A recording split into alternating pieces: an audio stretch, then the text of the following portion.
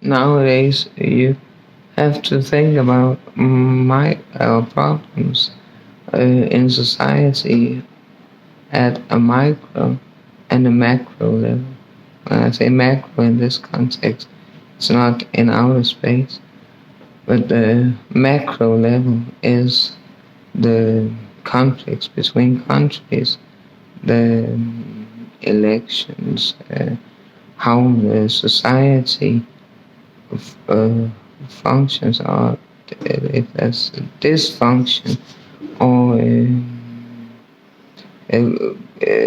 corporations between countries who are allies and who uh, where what countries fight each other, and companies and business, economy, and things like that. And then at a micro level, I think that a huge problem with today's society is that a lot of people have been looking very much into pseudo reality on the phone, and a lot of behavior uh, has unfolded on social media, and algorithms have created some kind of hatred that, because oftentimes it's very negative, the algorithms. I was asked on Facebook about them, and they changed, which was good because I didn't like how they were fighting me. It seemed like every time I posted something, some negativity punched me in the face, and I think it's like the Matrix, that we have been sucked into a pseudo reality on social media, and the algorithms have made people angry. And since we live in very different realities in the pseudo reality, because we do not watch the same videos, we do not see the same news, we do not have the same knowledge that people, one person compared to the other, that we look into different realities, and more than before, when we only had TV and few TV stations. Even from one TV station in Denmark to having two TV stations made us more different from each other, that we didn't know. We had not necessarily watched the same program on TV. We had some persons that watched one channel, the other people, or some other person that watched the other channel with maybe different perspectives on a story. And then social media being born, and it's been people have found it very interesting. Lonely people have found some comfort in not feeling that alone. But at the same time, since also it has affected society and it has given a lot of knowledge about human behavior, how people respond to each other, and how some behavior has become normalized, which is not normal.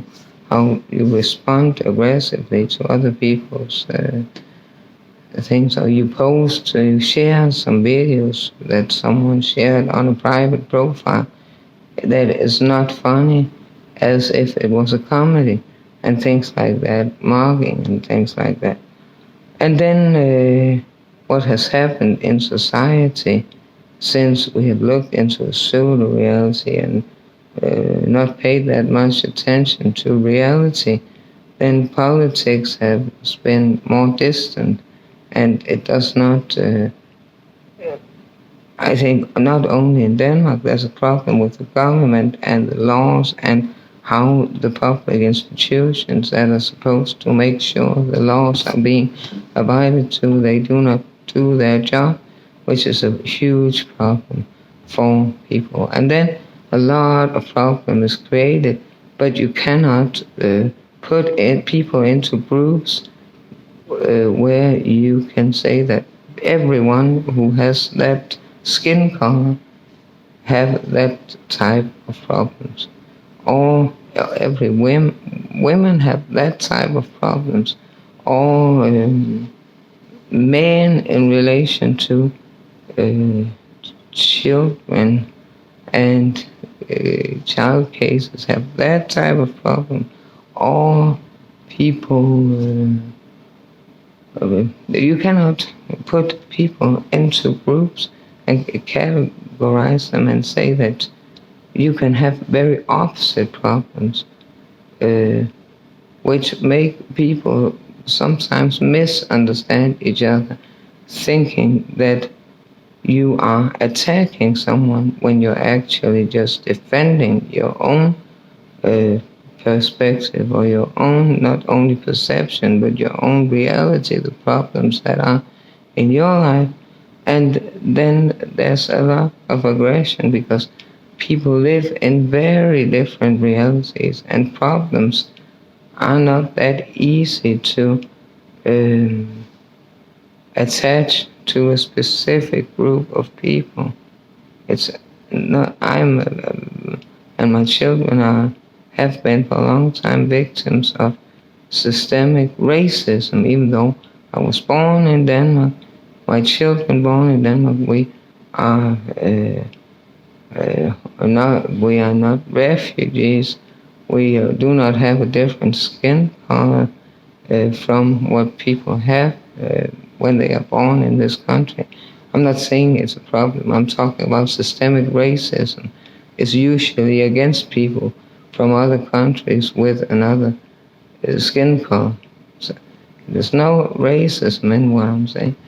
I'm just defining the term systemic racism and how it's not the case that we do not belong in that group. And I don't think anyone belongs in the group, but since I'm defining what it means, then from what it means, we do not belong under that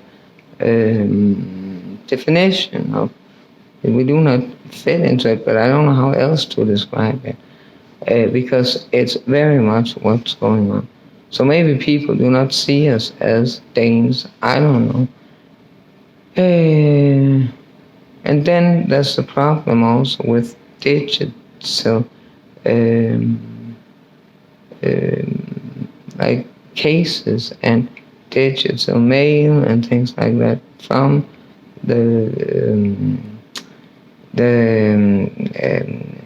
public institutions, that some of the messages get deleted. We have something called e-box. You get messages from the public institutions, then they delete them. Fortunately, I have saved them and sent them, and so I still have them. If not, then it would be a reason for me to commit suicide, which is very horrible. That's the type of sadism, psychopathy we live in, that it's very dangerous. That there is the possibility of hacking, or that the government, or people working with e-box, or people who send the mails, I don't know who, have the possibility of deleting the messages they send to then make someone seem crazy and sick and things like that. There's a very dangerous development, anti-development, de-evolution, going back to some sacrifice type culture thing, where you want to crucify people, sacrifice people, use them for your own benefit, not counting them in as human beings. like the censuses during biblical times, that they think someone is worthless, or and the tendency to think that it has to fit into, I don't know what has created that. There's some, I don't know, there's something strange going on that is not that does not make sense to people with normal brains and a normal way of thinking. That it's not a time where intellectuals thrive. And being an intellectual does not mean you have read a lot of um, books by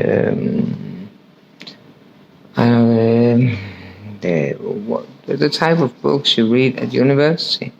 To be an intellectual means that when you intellectualize, you think about things and you try to get them to make sense, and not uh,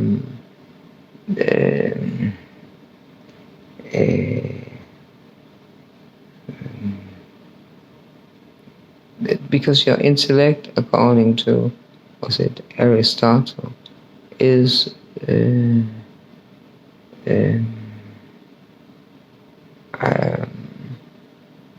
but that's something religious, but not only religious, but and the intellect is when you think critically and you try to make, if you have a lot of you have various information that you have to add them, and then you have a sum of all the information. That's to intellectualize. If you don't do that, then you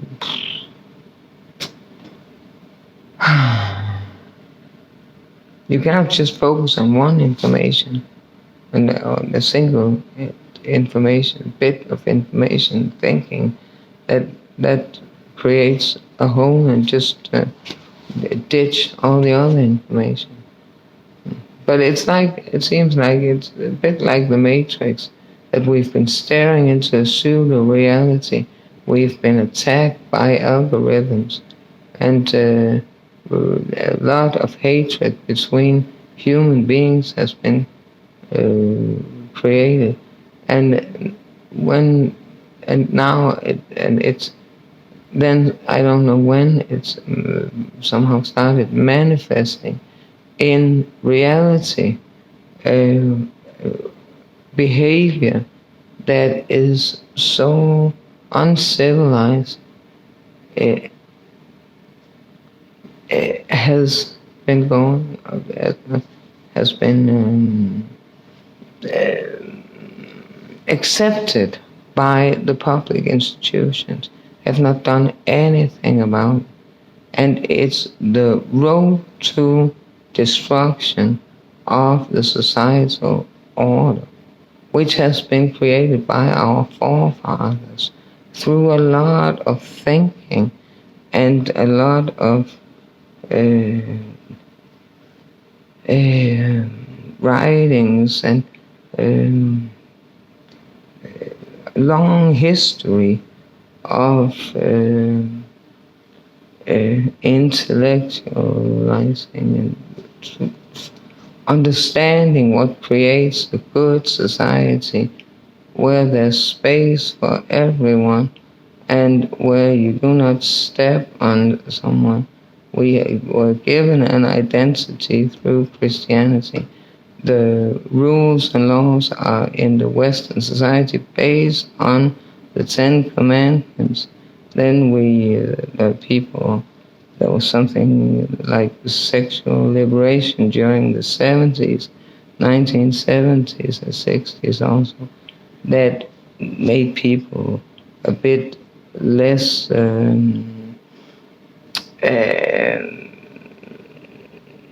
what's it called when you are not having You only have one partner. What's it called? I don't remember. But as long as you do not harm other people, that you don't rape people or try to force people into some kind of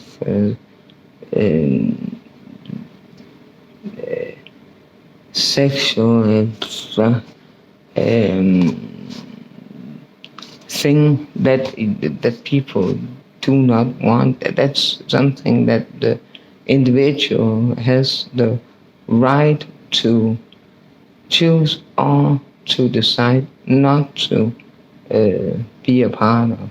As long as you respect other people and not try to force your opinions on other people on matters of get the fuck away from me psychos, then there's not much traffic here, which is good. But I'm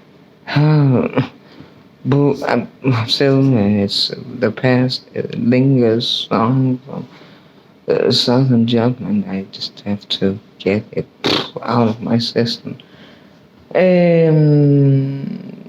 Where I lived, a lot of harassment was going on, which is a part of the uncivilized behavior that's been taking place for too long and needs to be press conferences that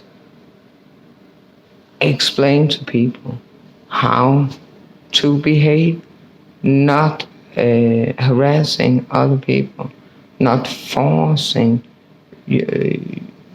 your presence onto other people that do not want it, and not trying to force some type of pornographic, I don't know, religion, and pornographic religion, that's not possible, or pornography, sexuality onto other people that they do not want.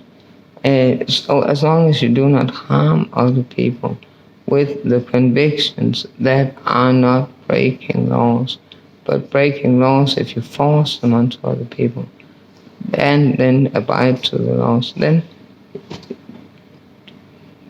that's the type of society we live in Denmark, but we need to get back on track. And I think it's the case in a lot of countries. Also, I watched a video about an autistic young man who was killed in prison. I don't know how he was killed. I didn't see he died, so I don't know what happened. But he was a teenager in detention and banging his head against the walls, and I was horrified about what is going on and what has been accepted, which is so not acceptable.